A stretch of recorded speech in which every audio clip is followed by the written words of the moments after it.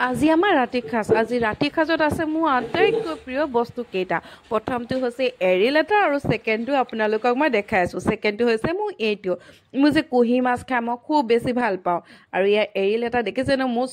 চবচে বহুত বেছি ভাল পাওঁ বস্তুটো হৈছে সেইটো ইমান বেছি নাপাওঁ ন ইয়াৰ লগে লগে ভাতকেইটা বনাইছোঁ দেই আপোনালোকক আনিছোঁৱেই ন ওচৰলৈ ভাতকেইটা বনাওঁগৈ বুলি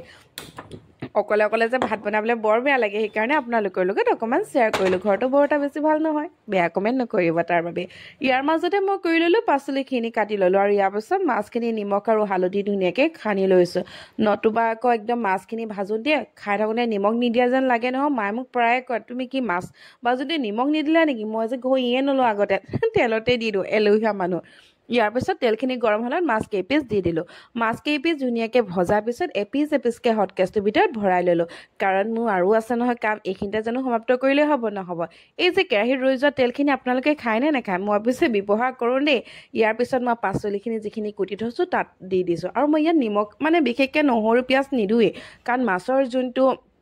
মিঠা থাকে ন সেই তেলখিনিতে থাকে মানে ইমান নহৰু বা পিঁয়াজৰ মই মানে অনুভৱ নকৰোঁ পৰি দিব লাগে বুলি মোৰ মতে দেই ইয়াৰ পিছত কি আৰু নিমখ হালধি দি ধুনীয়াকৈ ভাজি ল'লোঁ জাতিলাওখিনি যাতে সিজে আৰু ইয়াৰ পিছত ফাইনেলি মোৰ এইখিনি আঞ্জা হৈ গ'ল নিমখ হালধিয়ে দি কোনো মা মছলা